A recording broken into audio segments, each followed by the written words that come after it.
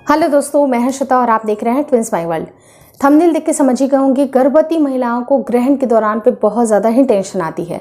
उनको बहुत सारे इंस्ट्रक्शन दिए जाते हैं, ये करना चाहिए, ये नहीं करना चाहिए, हज़ारों तरह के सवाल, हज़ारों तरह के क्वेश्चन। क्या करना चाहिए और क्यों करना नहीं चाहिए, क्योंकि हमारी जो बहुएं होती हैं, बेटियां होती हैं, सबके मन में क्वेश्चन होता है कि इतने सारे नियम कानून क्यों। तो देखिए, पहले के लोगों की भी अपनी एक धारणा होती थी। जब किसी बच्चे को बाय बर्थ अगर किसी तरह की डिफेक्ट होती है, क्योंकि उसका लॉजिक तो नहीं पता चलता है कि ऐसा क्यों हुआ, हेल्दी प्रेगनेंसी चलती है, फिर भी कई बार देखा जाता है कि कुछ बच्चों के कुछ अंग में कुछ डिफेक्ट आती है, कुछ भी प्रॉब्लम होती है। कहीं कहीं आपने भी किसी को देखा होगा कि वो जन्म से किसी के हाथ में प्रॉब्लम है, किसी के होंठ कटे हुए हैं। तो ऐसे केस में लोग ये मानते हैं कि जो ग्रहण की जो छाया होती है वो गर्भवती स्त्रियों के लिए अच्छी नहीं होती है। लेकिन लॉजिक तो ये भी सामने आता है, मैं फ्रैंकली स्पीकिंग कर रही हूँ, मैं ट्रुथ के ऊपर बात कर रही हूँ कि जिन लेडीज़, जो भी लेडीज़ हैं जो कि विदेशों में रहती हैं, वहाँ पर वो लोग एक्लिप्स को एज अ एक नेचुरल चीज़ देख के उसका नज़ारा को एंजॉय करते हैं, देखते हैं। तो ऐसे केस में क्या उनके गर्भावस्था में कोई भी प्रभाव नहीं पड़ता है, कोई नुकसान उन्हें क्यों नहीं होता है? जी हाँ, ये बात 100% सही है, कोई भी नुकसान नहीं होता है। लेकिन हम लोग इंडिया में रहते हैं, इंडिया में हर एक तरह की चीज़ें, हमारे यहाँ पर्व त्योहार से लेके विश्वास, अंधविश्वास, हर एक तरह की चीज़ें हैं। इसको कितने हद तक मानना चाहिए, कितने हद तक नहीं मानना चाहिए, ये आपके खुद के बुद्धि विवेक के ऊपर डिपेंड करता है। रही बात, लेकिन जब अपने बच्चे की आती है कि बच्चे के साथ अगर किसी तरह का नुकसान होता है, देखिए, क्योंकि अगर स्टंट करना है तो किसी और चीज़ में कर लेते हैं, लेकिन बच्चे के ऊपर, वो भी जो नवजात शिशु है, जो गर्भस्थ शिशु है, जो कि अभी तुरंत में भी जन्म लेने वाला है, तो उसमें एक एक्सपेरिमेंट क्यों करना। हम लोग हमेशा एक नटसेल में, एक माँ का दिमाग तो यही चलता है कि वो सारे चीज़ें कर लिया जाए जिसके लिए, मतलब बच्चे के लिए इतना तरस रहे हैं या बच्चे के लिए चीज़ें कर रहे हैं, तो उनके लिए कुछ चीज़ें कर ली जाए, कोई भी हर्ज नहीं है। लेकिन यहाँ पर मैं एक चीज़ और भी बोलना चाहूँगी कि बहुत सारे ऐसे भी घर होते हैं जिनके बहुत ज़्यादा कड़े नियम होते हैं। ग्रहण के दौरान अगर कोई गर्भवती स्त्रियाँ, उनकी बहू हैं या बेटी हैं, तो बहुत ज़्यादा नियम कानून चलते हैं। तो ऐसे केस में मैं आपको यही सजेस्ट करूंगी कि अपने फ्यूचर को अच्छा करने, मतलब आप नहीं देख रहे हैं कि फ्यूचर में क्या होगा, आप अपने प्रेजेंट को ना बिगाड़ें। मतलब ऐसे कोई नियम कानून मत फॉलो करिए जिसका आपको कहीं ना कहीं ऐसा लगता है कि आज नुकसान हो जाएगा। आज नुकसान होने से प्रिवेंट करना ज़्यादा उसको ज़रूरी है, ना कि आपके फ्यूचर को सिक्योर करना। इतना विश्वास आपको अपने गॉड के ऊपर बना के रखना है। आपके भगवान को इतना प्रार्थना आप ज़रूर करिए कि कुछ भी आपके बच्चे के साथ नहीं होगा। मान लीजिए कि बहुत सारे लोगों के इतने कड़े नियम होते हैं कि आपको जितने देर तक आपका ग्रहण चलने वाला है उस समय तक आप खड़े रहिएगा, आपको खाना पीना नहीं खाना है, बाथरूम नहीं जाना है। ये आप सोच के देख लीजिए कि गर्भवती स्त्रियों को कितना ज़्यादा तकलीफ हो सकता है। ये 5 घंटे का समय है। 26 तारीख को जो चंद्र ग्रहण लगने वाला है, भले ये उपछाया का ही चंद्र ग्रहण है, जिसका हम लोग मेन, अगर जो ग्रहण का जो टाइमिंग है वो हम लोग मानेंगे 2 बजे से लेके 7 बजे तक, शाम के 7 बजे तक, यानी कि 5 घंटा टोटल ये टाइमिंग है। लेकिन अगर ये नॉर्मल रहता, चंद्र ग्रहण रहता, सूर्य ग्रहण रहता, और इसमें तो सूतक काल भी लगने वाला, तो बताइए कि कितना ज़्यादा ये चीज़ें लंबी हो जाती। तो ऐसे केस में ये चीज़ें काफ़ी ज़्यादा प्रॉब्लमेटिक हो जाएंगी, काफ़ी ज़्यादा दिक्कतें होंगी। ऐसे नियम कानून को नहीं फॉलो करना है जो कि आपके प्रेजेंट को ख़राब कर दें। आप अपने फ्यूचर को भले सिक्योर करिए, लेकिन अपने प्रेजेंट को दांव पे लगा के नहीं। तो आज देख लीजिए कि आज आप कैसा फील कर रहे हैं। पता नहीं कहाँ से आवाज़ आ रही है, आइसक्रीम बेचने वाला आया है तो ये इंटरप्ट कर रहा है। बाकी आप मेरे बातों के ऊपर कॉन्सेंट्रेट करिए कि मैं क्या आपसे कहना चाहती हूँ। लोगों के ये भी सवाल आते हैं कि आप टीवी देख सकते हैं, फ़ोन देख सकते हैं, या फिर बाथरूम जा सकते हैं या नहीं जा सकते हैं। तो देखिए, बाथरूम क्यों अलाउड नहीं हुआ करता था? पहले के जो घर होते थे वो आंगन के दूसरे तरफ होते थे, बाथरूम दूसरी तरफ होते थे, किचन भी कुछ एक अलग साइड में रहता था।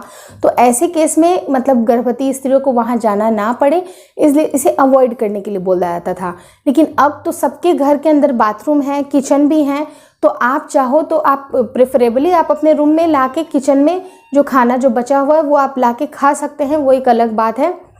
लेकिन आपको इसमें बिल्कुल भी घबराना नहीं है। अगर आप खाते भी हैं, दैट इज़ एब्सोल्युटली ओके, क्योंकि कोई भी गर्भवती स्त्रियां लंबे समय तक भूखे नहीं रहना चाहिए।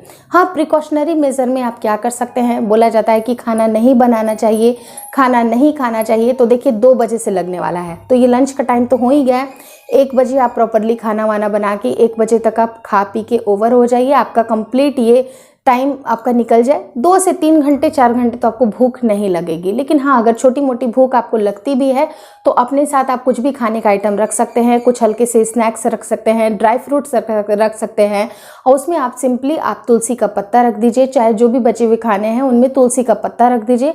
उसके बाद आपको कुछ भी सोचना नहीं है, चाहे पीने का पानी हो, फ्रिज में हो, घड़ा में हो, जग में हो, कहीं पर भी रखते हो वहाँ पर भी तुलसी का पत्ता रख दीजिए।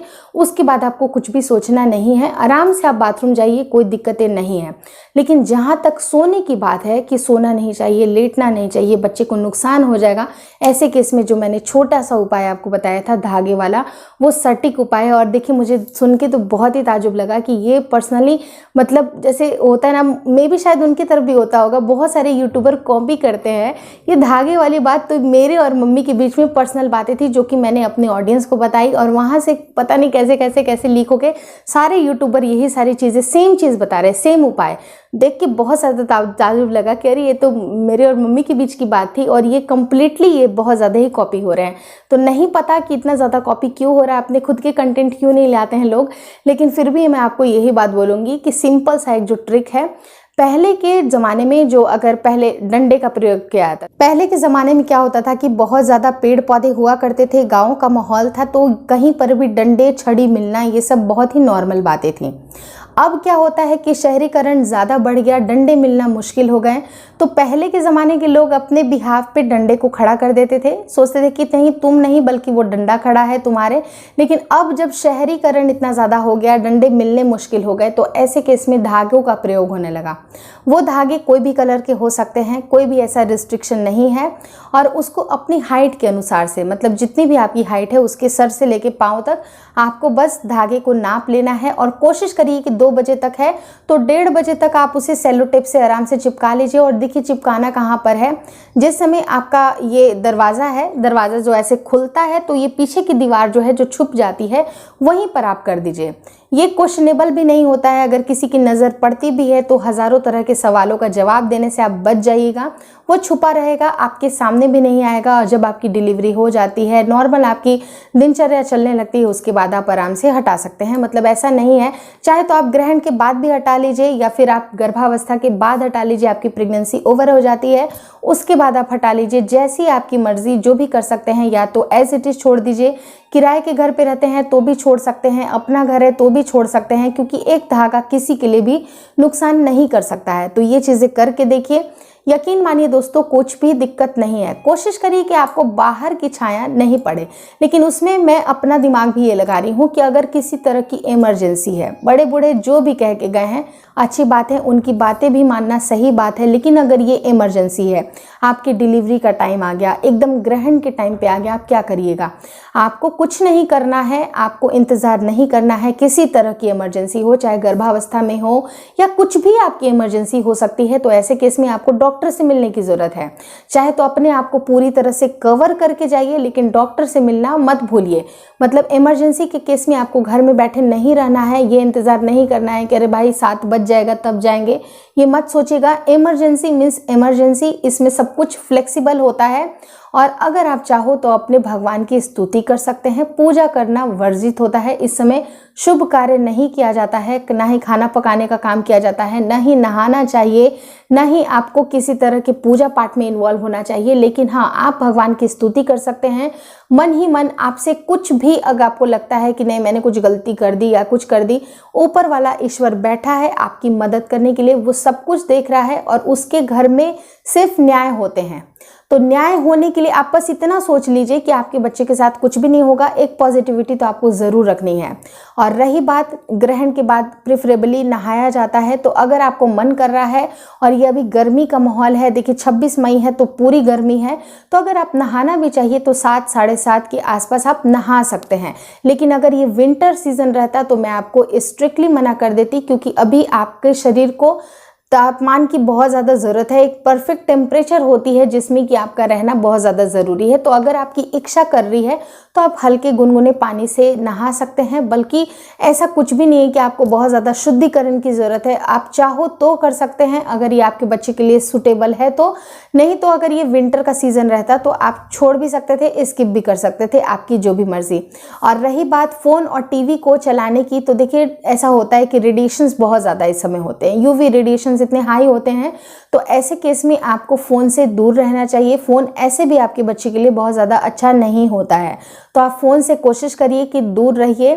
तो बस मुझे लगता है सारी जानकारी क्लियर हो गई होंगी। अगर वीडियो अच्छा लगा, इन्फॉर्मेटिव लगा, तो 26 तारीख के लिए आपको घबराना नहीं है। ये कम्प्लीटली एक मिथ है और कहीं कहीं पर अगर ये लॉजिकल भी है तो हल्की फुल्की सी बातें मान लीजिए जो भी मैंने बताई आपको, उसके बाद आपको बिल्कुल भी टेंशन लेने की ज़रूरत नहीं है। ग्रहण में आपके बच्चे के साथ कोई भी नुकसान नहीं होगा। Thank you so much for watching twins my world.